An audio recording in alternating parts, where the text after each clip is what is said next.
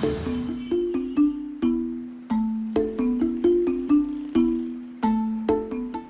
alas 5 ng umaga, simula na ng kalakalan sa Intercity sa Bukawi, Bulacan. Bumungad sa amin, mga naglalakihang rice mill at warehouse. Ang trabaho ng ahente na si Noni Garcia, makipagkasundo sa mga may-ari nito para maibenta ang palay sakay ng mga higanteng truck. Ang benta niya, 25 pesos kada kilo sa tuyong palay, mas mahal sa 23 pesos ng trader na si Jonathan sa Nueva Ecija. Ang sabi ng ilang rice miller, tumataas din ang presyo ng palay kapag dinadala sa mas malalayong warehouse, tulad na lang ng mga palay na nanggagaling sa Nueva Ecija na dinadala rito sa Bulacan.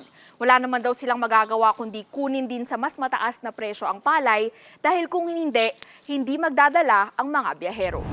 Pumoporsyento rin daw kasi ang mga ahente. Kung halimbawa 25 tonelada o 25,000 kilos ng palay, 10% ang bahagi ni Noni, nagkakahalaga ng 2,500 pesos. May kanya-kanya kaming hawak na biyahero, kanya-kanya iaalok sa rice mill.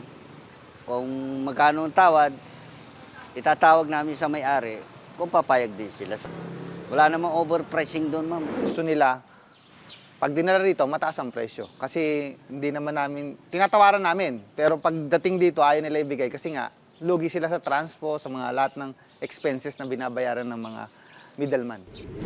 Inalam natin kung magkano ang magiging presyo ng bigas mula sa rice mill ni Ryan Agapito sa Intercity.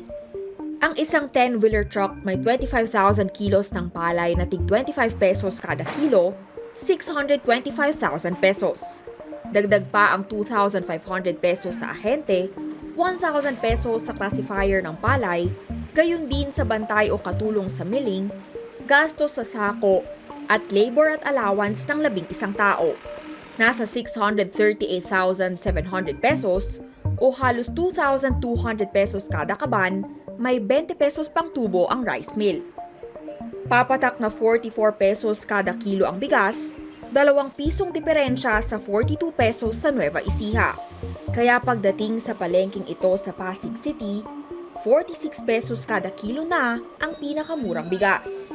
May tig 45 pesos lang daw ang magbibigas na si Mervin Javier dahil hinihikayat pa rin silang magbenta niyan. Taas pa rin, oh. Magtutubo kami 2 pesos kada kilo. May plastic pa, may babayaran pa kami sa tauhan, sa pwesto, monthly, kuryente. Hindi na raw umaasa si Mervin na bababa pa ang presyo ng bigas sa 40 pesos na doble pa nga ng pangarap ng gobyerno na Paabutin natin ng 20 pesos. Kasi may harvest na, ganyan pa rin ang presyo. Di ba? Kasi puhunan pa lang, 44 na. Hindi nang gusto namin bumaba eh. Kasi yung mga tao na binibili, naghahanap po ng mababa. Eh wala naman kami maibigay.